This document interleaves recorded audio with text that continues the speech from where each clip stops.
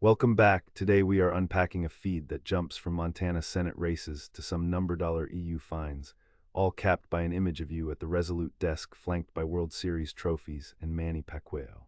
It is certainly visually dense.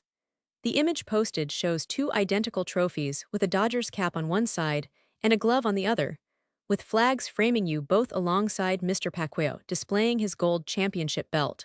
Right, that baseball player tweet paired with an Ali versus Foreman screenshot from Brooklyn Boy. It feels like a thematic pivot to the heavyweight rounds you're describing in your posts about Kurt Almy running against Alani Bankhead. The post frames it as a choice between high taxes and open borders versus putting America first.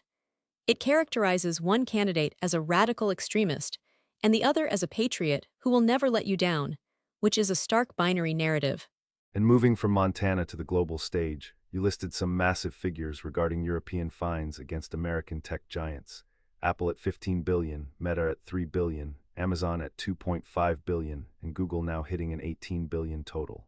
Those are the numbers you have touting in your posts, attributing them to EU actions that started under a previous administration. You describe these as discriminatory practices, turning America into a piggy bank for Europe, and announce an immediate investigation with potential tariffs.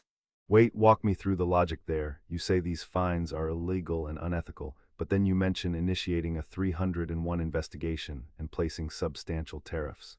Is that retaliation or enforcement? It appears to be framed as both, reversing penalties on American companies while anticipating new trade barriers against the EU. You explicitly state they will pay a very big price for this conduct. Speaking of big prices, there's that Gordie Howe Bridge update where Canada disinvited us to the opening.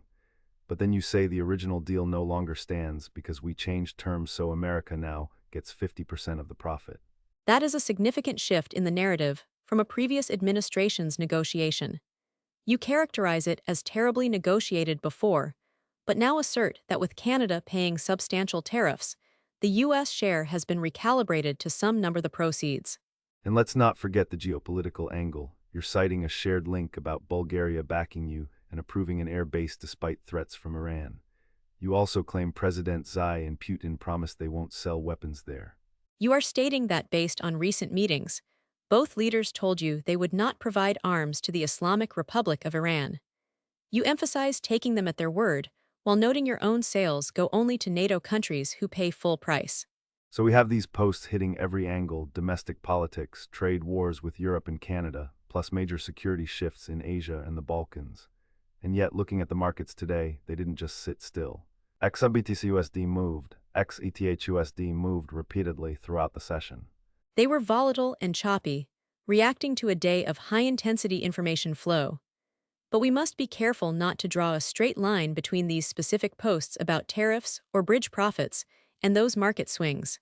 They simply happened around the same time, as you laid out this comprehensive agenda. Fair enough, just moving in sync with the news cycle, even if we don't claim causation. From World Series trophies to some number fines and a new 50% bridge deal, it's been a long day of rewriting terms across the board.